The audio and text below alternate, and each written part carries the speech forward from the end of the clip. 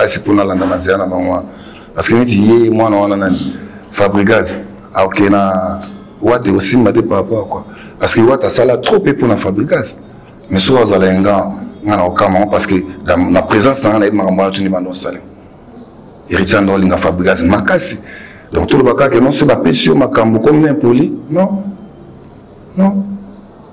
voilà héritier ninga ça na makambo za la non soka bien là ta qui impolitesse c'est ça dégâts mais il est toujours respect na ba o bazali bosso na na ba o ebi que no ba 24 likolo ni bosso na il est toujours du respect mais quand même autant que bino pe ba kolo to bozana qui meni bo lukabocha na kata makambo ne tingando ipsinga lelo oui parce que na ba non je sais pas même ta TVT Kota la TV ou pas en temps autant la makambo za ba dispute te ya bana mo bazo ya boye ba sala ke impolitesse na ba mikolo na olinga mote alors j'ai pas le temps autant makambo po bote en etini na ozwani kati na bino pona bimisa na comme impoli ne bino boya non j'aime pas moi on a trop logique papa les images à wenge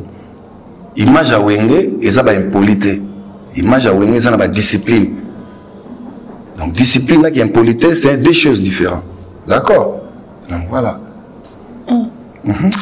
Voilà, merci beaucoup. Tokomi presque na Soukanayo. C'est vraiment Zouka Zouka. Les ans à marché. Est-ce que même album.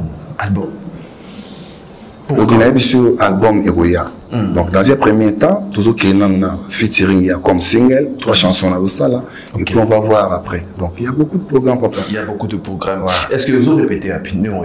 Non, pour l'instant non répété. Mais je travaille dans papa collègue dans un monde qui n'a pas hérité. Bien sûr parce que la conférence daté. Mais là mon peut prophétiquement na parler, na ebindé na travailler. Mais où est-ce que lieu public, na zaki pa wata et puis na et pas ventionné. Au moins tu au vendité. Hein? Au vendité. Na vendité. Elle aura joué à moi parce que dans Paris Saint-Germain, habite à Real, à Barcelone. Et voilà yo suppose que na bon. Ouais.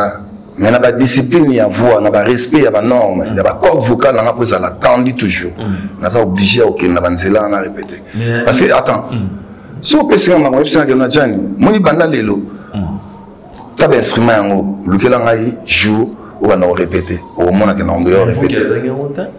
Ngana sengi on faut quitter parce que eux ils ont organisé un manager nanga c'est pas ton problème parce que c'est toi qui as soulevé les choses là yom te soulever non c'est pas un problème papa attends